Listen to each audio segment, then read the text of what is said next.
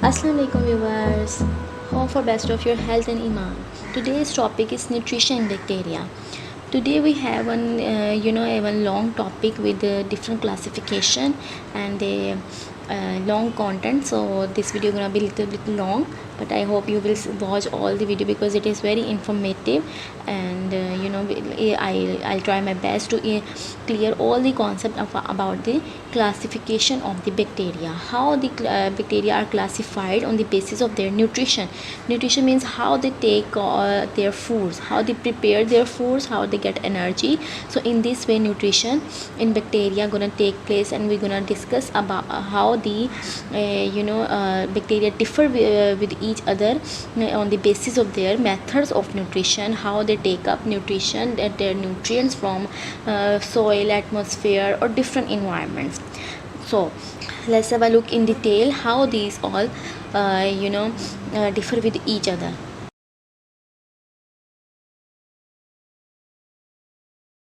First of all, in the case of classification of the bacteria on the basis of their nutrition, we have two classes, two major classes, which is one is the autotrophs and this other is the heterotrophs.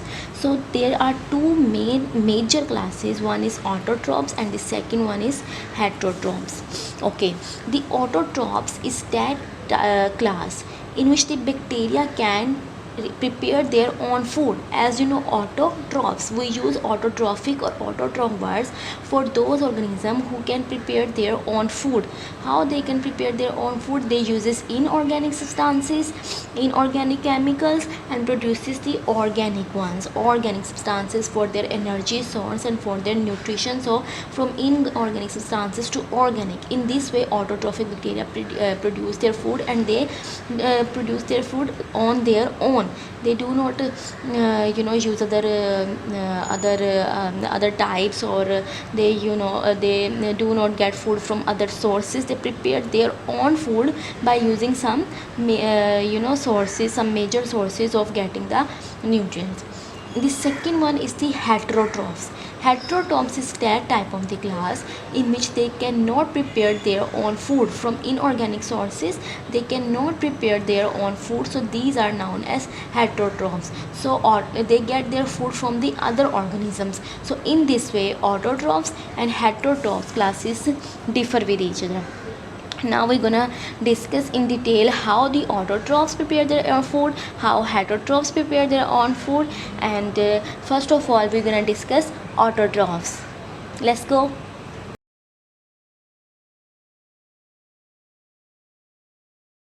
Autotrophs are those organisms which can prepare their own food. How they can prepare their own food? They use inorganic substances and produces the organic substances. So this is the definition of the autotrophic bacteria, how they prepare their own food from inorganic substances to organic substances. And then autotrophs bacteria have further classification in photoautotrophs and chemoautotrophs. So these are the two major classes of autotrophic bacteria, photoautotrophs and chemoautotrophs. Autotrophs and chemoautotrophs prepare their food, find their energy, and how they are differ with each other. So let's get started.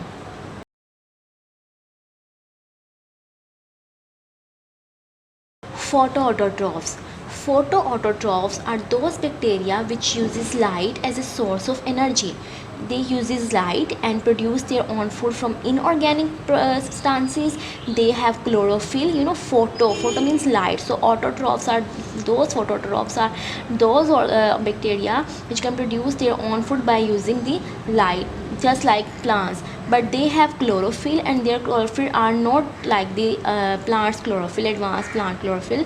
They are also known as photosynthetic bacteria, and the bacterial chlorophyll is smaller than the plant chlorophyll. And the one more characteristic of the bacterial chlorophyll is that it is not contained in the chloroplast. They do not have membrane bounded organelles as they are prokaryotes.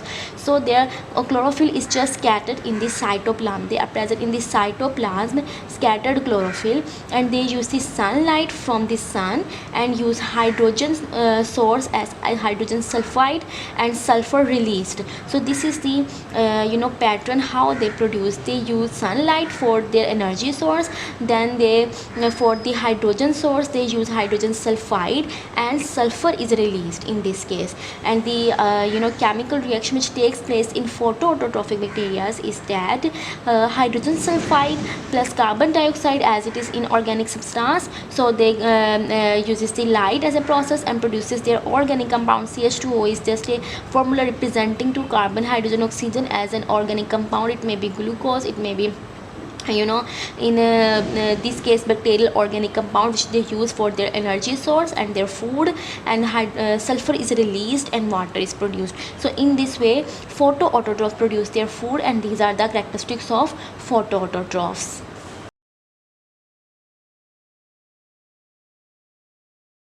Here we have a detailed classification of photoautotrophs. How photosynthetic bacteria, photoautotrophs, they are classified. They have three classes more, which are the purple surface bacteria, green sulfur bacteria, and purple no surface bacteria. So these are the three kinds of photosynthetic bacteria, you can say, photoautotrophs, you can say. So first is the purple sulfur bacteria. Sulfur bacteria, sulfur, as you know, its name shows that. So sulfur, they uses sulfur as a source of electron as well as their proton, and the example of sulfur bacteria is Chromatridium cani. So this is the example of purple sulfur bacteria. And then how a chemical reaction takes place in purple sulfur bacteria. Carbon dioxide reacts with water and with as a sulfur source, sodium sulfoxide. So this is the sulfur source, and then organic compound is produced, sulfur is released, and hydrogen is released, energy is produced. So in this way chemical reaction takes place in purple sulfur bacteria. Second is green sulfur bacteria. Green sulfur bacteria, hydrogen sulfide as a source of electron and proton. So they use hydrogen sulfide as a source of electron and proton. The example is chlorobium and chlorobacterium. So these are the examples of green sulfur bacteria. And then comes the third one, which is purple non-sulfur bacteria. Purple non-sulfur bacteria are those, they are purple but they do not use the sulfur. They use organic compound for their electron and proton source, and the example is rhodospiralium. And this is used because it uses organic compound, so it uses a propyl alcohol as their source for the energy for proton and electron. How propyl alcohol, it is oxidized, and what gonna happen, the organic compound is this is produced, this style group is released, and water is produced. So in this way photoautotrophs produces their food and use the energy. So these are the three mechanisms or three methods or three classification how photoautotrophs produces their food, how they gets energy.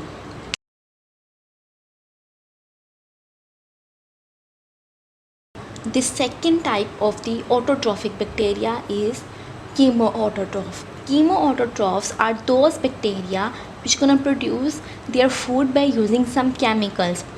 So in this way they're gonna use some chemical, and the process gonna be like oxidation of the inorganic chemicals. So their energy source is oxidation of inorganic chemicals. Oxidation takes place and in this way inorganic chemical releases the energy, and in this way chemoautotrophs produces their their food and use in for their food production, their energy. And they have the roles in biosphere as they maintain the fertility through the nitrogen cycle, because they are involved in the nitrogen cycle. So in this way chemoautotrophs maintain the fertility of the soil or the biosphere. So in this way they have the role, and the chemoautotrophs uses the chemicals for their energy production, and the process which is used for their energy production is the oxidation of inorganic chemicals. So in this way chemoautotrophs produce their energy.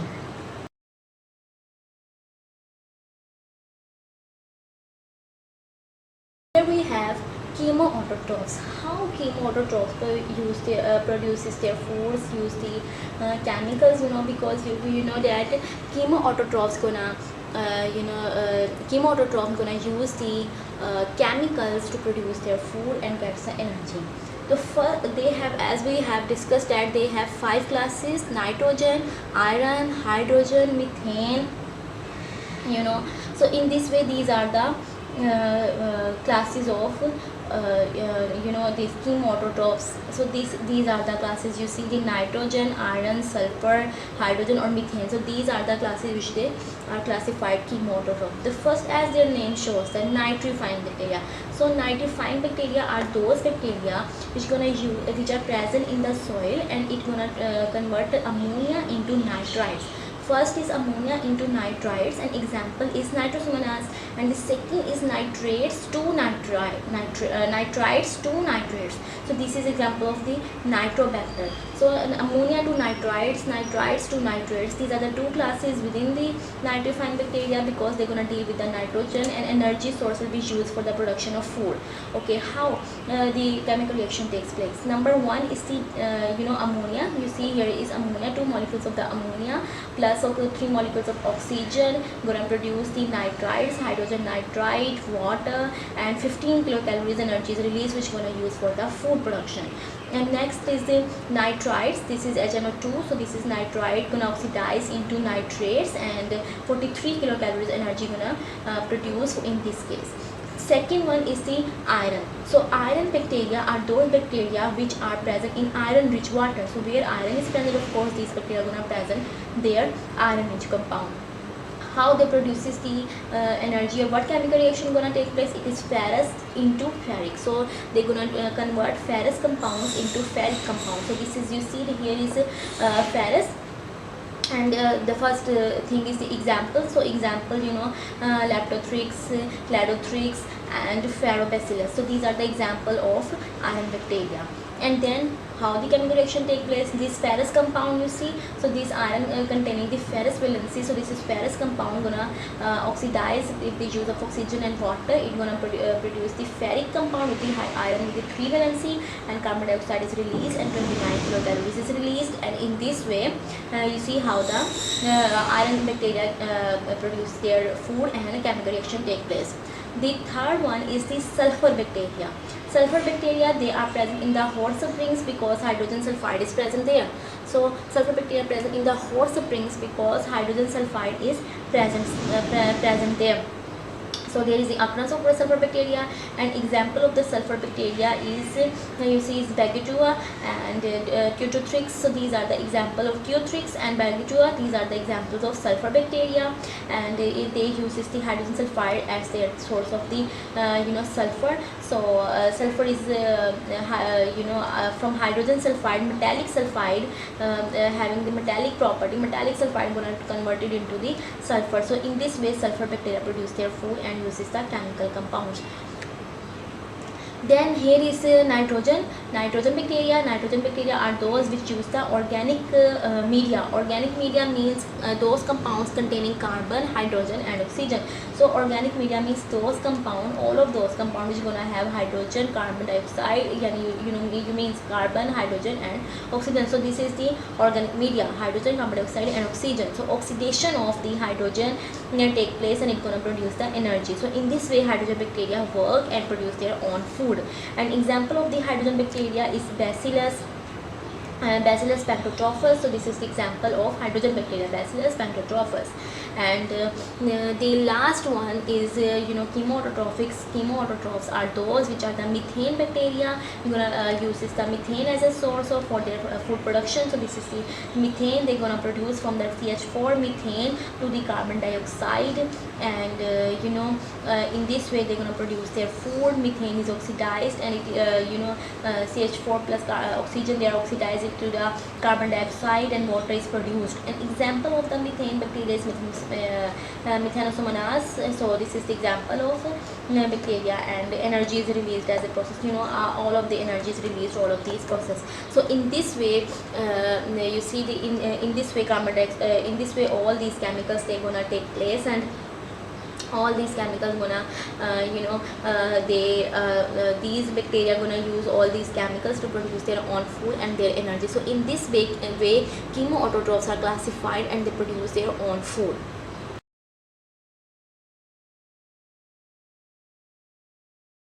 Here is a classification chart how the bacterial bacterial cells, they are classified on the basis of nutrition. One is, as you know, autotrophs and heterotrophs, and then is a description of how autotrophs are divided. Autotrophs is divided into photoautotrophs and chemoautotrophs. Okay, for if they are photoautotrophs, then they gonna be purple sulfur bacteria, green sulfur bacteria, or purple no sulfur bacteria. So these are the three kinds of the photoautotrophs. And here is chemoautotrophs, which are on the basis of the chemicals they use as their energy source. So these are the nitrifying bacteria, iron bacteria, sulfur bacteria, hydrogen bacteria, and methane bacteria. So these are the 5 types of the chemoautotrophs.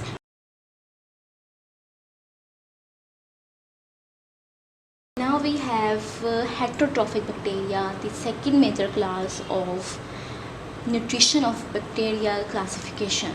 We have discussed autotrophs and heterotrophs. So now we're gonna discuss heterotrophic type because they're gonna have more detailed classification. They have 3 main classes. Heterotrophic bacteria are classified into 3 more classes. And what are the heterotrophs? Heterotrophic bacteria are those bacteria who cannot prepare their own food. So they are heterotroph. They depend on other organisms, on other food sources, on others food, organic substances produced by other organisms. They depend on that organic substances which are produced by the other organisms, living organisms, and in this way they get their food. So they are dependent on others. They cannot prepare their own food. There are 3 classes. One is saprotrophic, number 2 is parasitic, and number 3 is symbiotic. So saprotrophic is that type. I'm gonna give you the points to differentiate. It's not that difficult. Saprotrophic is that type of bacteria which are the dead, depend on dead and decaying matter, which is known as humus. So dead and decaying matter, which is known as humus, they're gonna decompose this method, break down into simpler substances, and then use these simpler substances, absorb these simpler substances for their food, for their energy source. So they're gonna absorb these simpler substances. So this is known as decomposers. These are the saprotrophic bacteria which can decompose the dead and decaying matter. Second is the parasitic. Parasitic are those bacteria which are heterotrophs, cannot prepare their own food. They depend on others' organic compounds for their food production. And what they do, they live on other organisms, on host organisms, produces causes the disease in those organisms, and get their food from them. They get food or the substances which those organism produces, but they causes the diseases in those organisms. So they are harmful for them but get benefited from the other organisms. So this is the parasitic type of the bacteria. As example, pneumococcus, which causes the pneumonia disease. So this is the parasitic type. The third one is the symbiotic type. Symbiotic bacteria are those bacteria which produces a symbiotic association. Symbiotic association, as you know, that symbiotic association is that type of association in which both the partners get benefited. So Rhizobium radicula is an example of the symbiotic bacteria which lives on the roots of the leguminous plants. So they live on the roots of the leguminous plants, Rhizobium radicula, and produces the nodules. Nodules are the swollen portions in which they're gonna live and fix the nitrogen for plants. So they're gonna fix the nitrogen for plant. It means atmospheric oxygen, atmospheric nitrogen is fixed in the for the plant purpose. Plant gonna use as nitrates, nitrites, or ammonia. In this way, nitrogen is fixed for the plant use, and in return they're gonna take the food from the plant organism. So in this way, the symbiotic association, the both partners are get benefited, bacteria as well as the plant. So some plants are even they show more growth, more development who have these type of the bacteria. So this is the classification of all the bacterial basis on the nutrition. Or I am gonna give you one idea about all this. One is classification starts division into autotrophs and heterotrophs. Then comes a detail of the autotrophs. In autotrophs, they're gonna divide it into photoautotrophs and chemoautotrophs. Autotrophs are those which can produce their own food, heterotrophs which cannot produce their own food. Then photoautotrophs and chemoautotrophs are the divisions of autotrophs. Photoautotrophs are those which uses the light as their source, and in photoautotrophs comes the sulfur bacteria, purple sulfur bacteria, green purple bacteria, purple non-sulfur bacteria, and then come the chemoautotrophs. Chemoautotrophs are those which uses the chemicals for their food production, for their energy. So these are the nitrogen bacteria, iron bacteria, sulfur bacteria, methane bacteria, hydrogen bacteria. So these are the chemoautotrophs. Then comes the heterotrophs. Heterotrophs are those which cannot prepare their own food, and in heteroautotrophs comes the saprotrophic, parasitic and symbiotic. Saprotrophics, which are the dead and decaying organic matter decomposers, which can produce their food from the get their food by decomposing the decaying dead matter. Humus produces simple substances, and these simple substances are absorbed by these bacteria. Parasitic bacteria are those bacteria which live on the other organism, causes the disease in those organisms, but get in return their food from those organisms. These are the parasitic bacteria. Symbiotic bacteria are those which produces the symbiotic association with the plants or with the other organisms, and in this way get benefited. Both partners are get benefited, plant as well as bacteria. Example, as in nodule formation, fixed nitrogen for the bacteria, rhizobium reticula, fixed nitrogen for the plant purpose, and then in return get food from the plants. So I tried my best. I hope it will be helpful for you. I wish it could be helpful for you. Thank you so much for coming on my channel. Don't forget to like, share, subscribe and comment, and make sure to follow me on Instagram. Bye bye. Allah Hafiz. Assalamu alaikum viewers. Hope for best of your health and iman. Today's topic is patterns of transduction. Today we're gonna see what are the patterns of transduction, in which ways transduction take place. There are two patterns of transduction. One is generalized transduction, and the second one is specialized transduction. So as their name shows, that generalized transduction is that type of transduction in which there is no specialization, no specification of transfer of genetic material from one cell to the other cell. While in case of specialized transduction, there is a specification of the genes or the genomic material, parts of or segments of the DNA chromosome for the transfer from donor cell to the recipient cell. So let's have a look in detail what are these forms of the transduction. As we're gonna discuss, first of all is generalized transduction. Number one, in this case, is that type of the transduction in which you see the fragments of the DNA. Fragments of the DNA have they are transferred from one cell to the other. They have a chance, any fragment of the DNA, all the fragments of the DNA have a chance to enter the transduced phase. So there is no specification that some fragments would be allowed to transfer and the other one will be restricted. But this is that type of the transduction in which all the fragments of the DNA are allowed to transform to the transduced phase, and that's why this is known as generalized transduction. Okay, what happens? The viral genome, when viral enzymes they hydrolyze, when viral genome or bacteriophage enter the cell, the viral enzymes they take over the bacterial chromosomes and they break down the fragments of the bacterial chromosomes in many forms. Many segments are produced from a bacterial chromosome with the help of viral enzymes. When many segments or the parts are produced from the bacterial chromosomes, then they are allowed to transfer into the phage cells, phage DNA. So the phage DNA, in this case the viral DNA is not associated. There is no role of the viral DNA. Just the chromosomes or the DNA of the bacterial cell is broken down into many pieces, and then these fragments are allowed to pass out to the phage head. When the transduced phage these are known as transduced phage, in which the bacterial chromosome is integrated. So in this way, at the time of the assembly of the phage head gonna have the bacterial chromosomes. So many different chromosomes have different viral cells. Many different viral cells have different chromosomes. different different viral chromosomes, different bacterial chromosomes, they are integrated into the viral genome.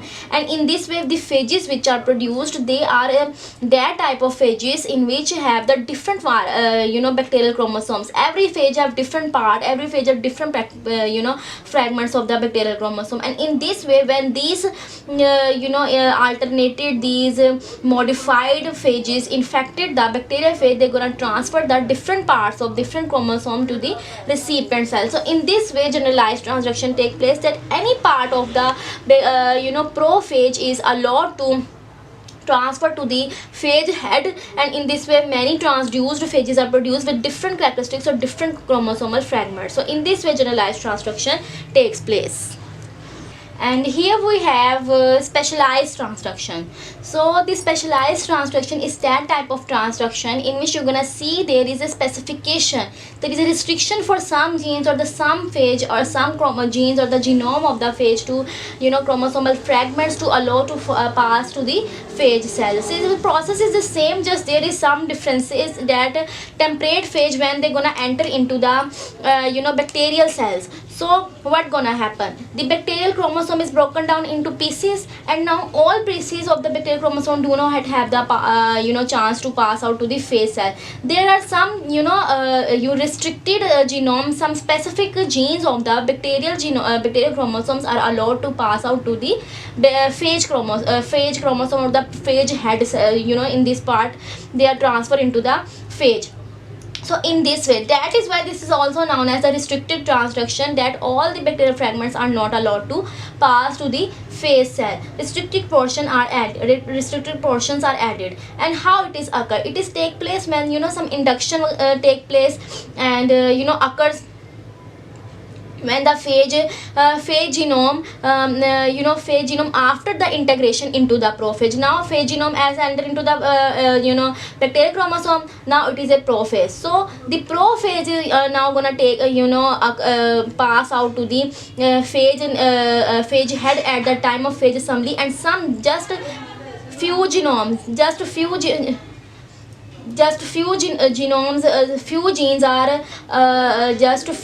genes gonna enter into the phage cell. And when this infected these phage which with the modified bacterial chromosome, they're gonna infect other the bacterial cells, and they're gonna transfer the genetic material from donor cell to the recipient cell, and combination of new cell take place, and genes from the these combined with the homologous chromosomes of the next bacterium cells, and in this way specialized transduction take place. And then this phage is this specialized transduction, it is studied in the lambda phage of the E. coli. So in this way specialized transduction take place, that specific fragments are added into the new phage assembly for new hedges. So this was all about the patterns of the transduction. So I hope it will be helpful for you. Thank you so much for coming on my channel. Don't forget to like, share, subscribe and comment, and make sure to follow me on Instagram. Bye bye. Allah Hafiz.